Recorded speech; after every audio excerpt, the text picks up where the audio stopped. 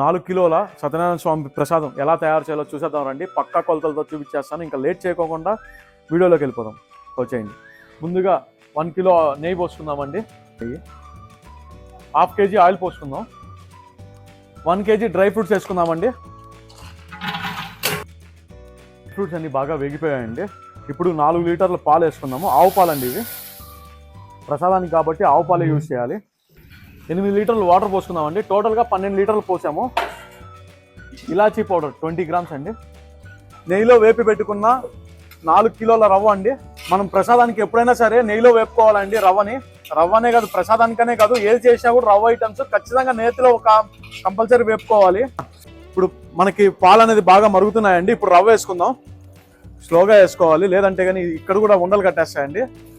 మనం ఎంత నేతిలో వేపినా సరే ఖచ్చితంగా ఉండలు అనేది కడతాయండి. జాగ్రత్తగా కలుపుకోవాలి స్లోగా వేసుకుంటూ. 4 కిలోల రవ్వకి 4.5 కిలో చక్కెర అండి.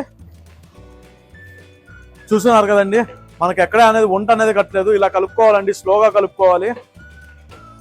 మంచి అరోమా వస్తుందండి, సూపర్గా ఉంటుంది ప్రసాదం అనేది. ఇవాళ అదిరిపోతుందండి. చూసుకోవచ్చండి, మనకి దగ్గరకు వచ్చేసింది. ఇప్పుడు బాగా బాయిల్ అవుతుంది కాబట్టి ఎగిరితే కాళ్ళ మీద పడితే తోలు ఊడిపోతుందండి. సో మనం మూత పెట్టేసుకొని ఉడికించుకుందాము. స్లో ఫ్లేమ్ పెట్టుకుందామండి.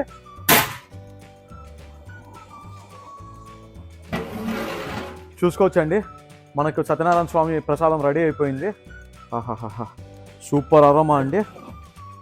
ఒక్కసారి చూడండి ఎంత బాగా వచ్చిందో. ఎక్కడే కానీ వంట కట్టుకోకుండా మనం చెప్పే పక్కాగా కొలతలతో ఫాలో అయిపోతే చాలండి. ఎలాంటి వంటకమైనా మీరు ఈజీగా చేసుకోగలరు.